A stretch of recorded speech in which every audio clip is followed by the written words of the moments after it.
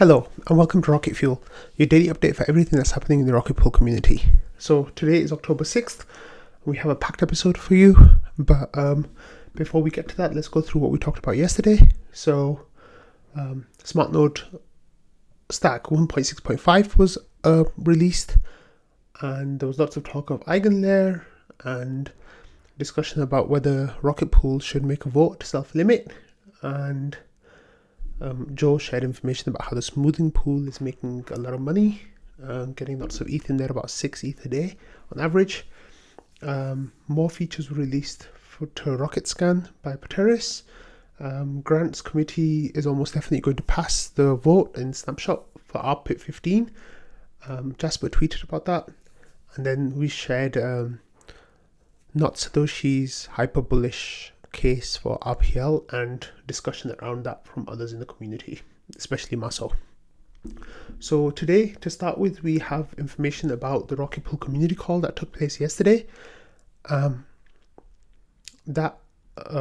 was Ken who hosted that call, and we started off talking about information for node operators, like 1.6.5 being released, about information about the smoothing pool and how that's doing, and new documents on the website to get everything set up, and what node operators can do about making the performance better post merge. Then we talked about RE stakers, about what incentives are out there right now, where the best yields are, what's going on with the deposit pool being full, and should the incentive management committee alter its strategy. In terms of protocol development, they talked about Atlas, about how that's going to shift priorities because of Shanghai and Capella, about whether Atlas would be ready in time, like to coincide with withdrawals on the Ethereum mainnet, and they talked about governance a little bit and about the dev team as well. So it was a packed episode that went really well. It was just over an hour long, so make sure you give that a listen. It's right here on Ken's Twitter page, and then you can just play the recording. And I think it's also on the Rocket Pool YouTube channel. So that was good. We had this post from Boodle,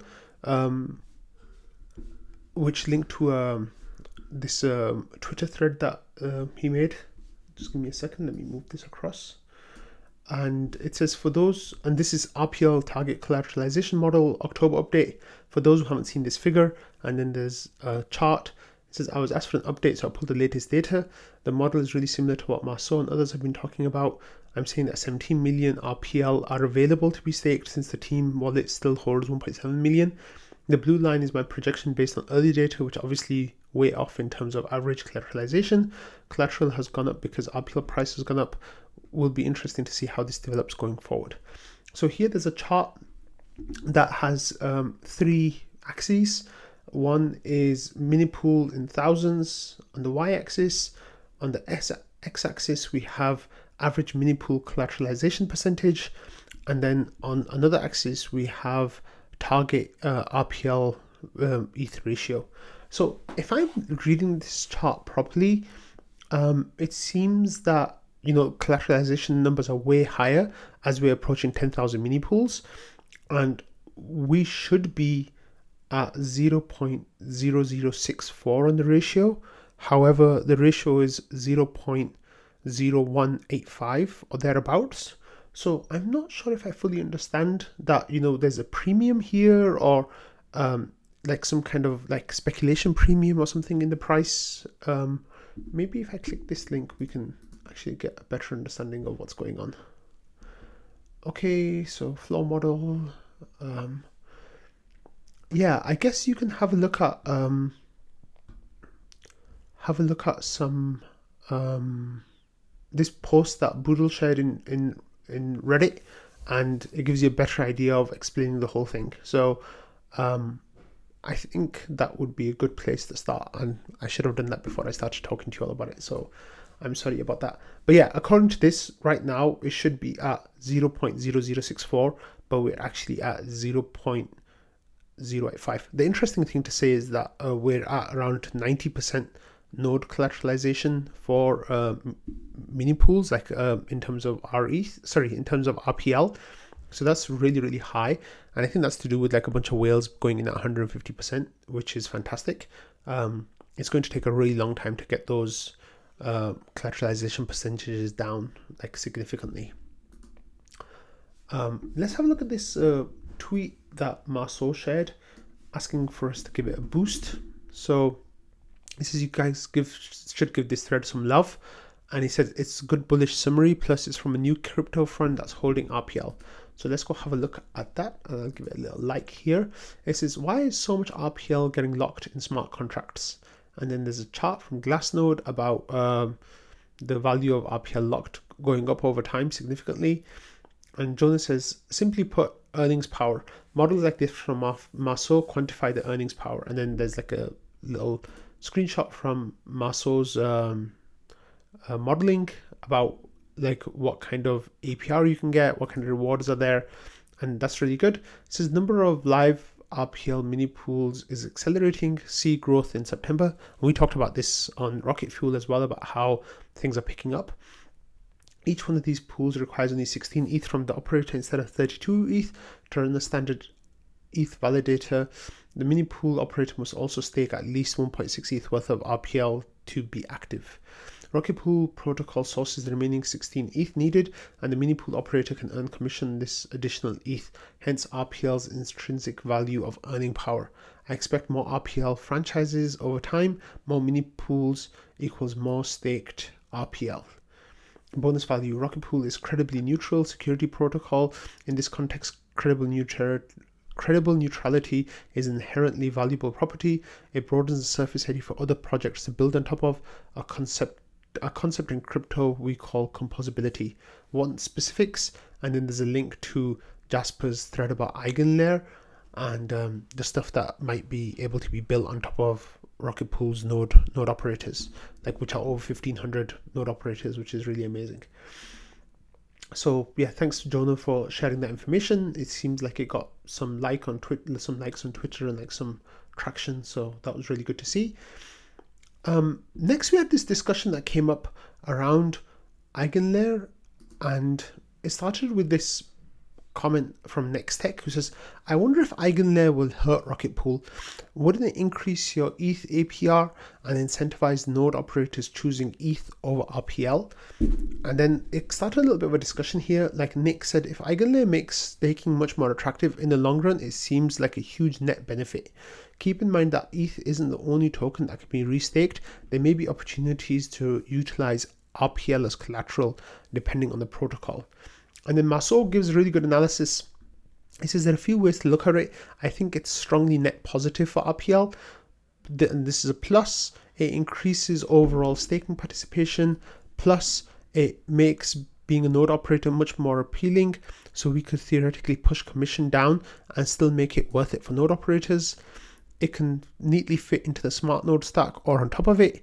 And plus, we could potentially move the ODAO to Eigenlayr, increasing trust, reducing expenses, maybe even reducing inflation because of that if we needed to, or increase rewards for node operators. Like neutral, it may be able to use RPL collateral as well. For all we know, probably not, but maybe, shrug. And then a negative, it might make ETH higher yielding than RPL, which would push node operators to minimum collateral. And NextTech says, I was hoping you'd respond. Let me think over your points.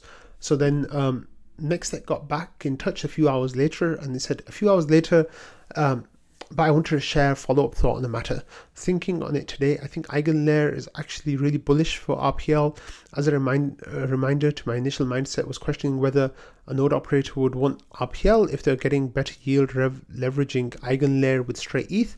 This is incorrect assumption I made, however, is assuming that all node operators had the full 32 ETH validator. However, the truth is that there are, and likely always will be, way more interested node operators that have less than 32 ETH, and RPL gives them access to these yields. Sure, 32 ETH operators could make their case why they make more money skipping Rocket Pool, but anyone else, especially less ETH bonded node operators, must have the RPL key to get access to that yield. The higher ETH price goes, the larger pool of smaller node operators will be, continuing to increase the need for RPL to unlock the Eigenlayr APY. I built on your RPL unlocks yield through thought process. So I think this is a really interesting discussion about what Eigenlayr can do for Rocket Pool. This is very, very, very early stages yet. I think we're at least 6 months away from mainnet release for Eigenlayr, and it might be even longer than that before we're fully integrated in everything. However, I think if the team could make some kind of deal with Eigenlayr that we built it into the smart node stack directly, and Rocket Pool gets some kind of exclusive data provider or something. I'm not sure of the exact terms, but basically an exclusive partnership with Rocket Pool's node operators to run Eigenlayr. That would be the most bullish thing I could possibly imagine, because then it would make all of this discussion about who could use it and who wouldn't use it kind of moot. Also, it'd bring a lot of solo stakers through migration to Rocket Pool, as well as new people, because they'll see the rewards available and they'll want some of that. So I think that's a really interesting discussion. Of course, there's a long way to go before any of this becomes reality, but it's extremely bullish. So leading on from that directly, Marceau made this post. He says, taking a step back, there is absolute F-ton of cool tech that is coming out that all stacks multiplicativity. And then there's SaaS, which is staking as a service, LEBs, moving on to 8 ETH, less ETH bonded pools, and eventually towards 4 ETH mini pools, Eigenlayr, solo migration, the great reshuffling. So that is when solo validators who exist on the Ethereum network right now can change their withdrawal addresses and make edits to their solo pools, solo nodes, and can basically become Rocket Pool nodes in one easy go, which is really amazing. Withdrawals, leverage staking. So withdrawals basically would allow the peg between ETH and RETH to be defended a lot better through ARBs, and then that gives us access to leverage staking, which is the kind of thing that Lido was doing through Aave, where you submit in this situation, you would put your RETH into Aave or a service like that, get ETH in return, and then do that step over and over again. It's called folding, but that would be really exciting and really, really drive Rocket Pool adoption. Noah and Gravity. Noah is the Node Operators Association, who are doing staking as service kind of thing, and Gravity, obviously we talked about last week with their launch, and we might be talking about them a lot more in the coming weeks.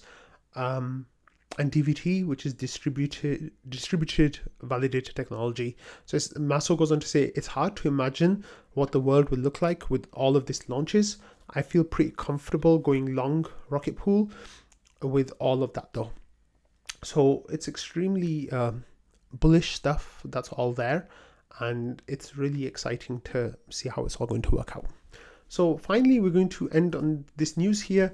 So as you know, we talked about bots on Rocket Fuel before, on the Discord bots, and one of those bots is made by Vaca, and this bot brought up a cell, a new RPL cell from Vaca, and I was like, whoa, what's going on here, right? And it turns out Vaca sold some ETH, or I guess RETH in this situation, to make their third mini pool. So I kind of want to talk about that's happening, because we have a lot of mini pools now that are over collateralized, and including my mini pool is over collateralized, and there's the excess RPL in there can be used to make a new mini pool. Now, this is something that I've been torn about for weeks, about whether I should sell my excess RPL and make a new mini pool, or whether I should just keep holding it and kind of speculating on it. The advantage being obviously that when you sell, then more of your RPL can be effective, and you get more rewards, because a big chunk of my RPL now is not effective. I'm not getting any rewards on that, and it's kind of being inflated away. So I kind of want to talk about like the community and like the mindset of the community with this action. I think like as a community, people don't want to sell RPL, right? Like, the idea is you don't sell it, the price will go up, everyone gets rich. However, like, I think the exception to that is when people sell to make a new mini pool.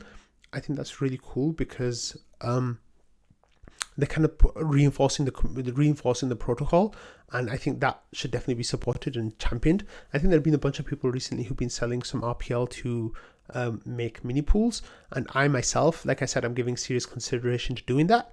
However, I can't quite bring myself to sell my RPL just yet. I have a price target in mind of when it hits that I'll sell some to make another mini pool, but at the moment I'm really struggling to bring myself to do that. But I want to congratulate Vaca on getting their third mini pool, and also kind of want to support this way of acting, like show it makes the price go up more slowly because there'll be sell pressure, but I think it's really valuable for the community, for the protocol, for everyone. So I want to end on that note and tell Vaca congratulations, but also like support more mini pools being spun up, especially when the deposit pool is full. So thank you everyone for watching, and I'll be back with you tomorrow. Bye.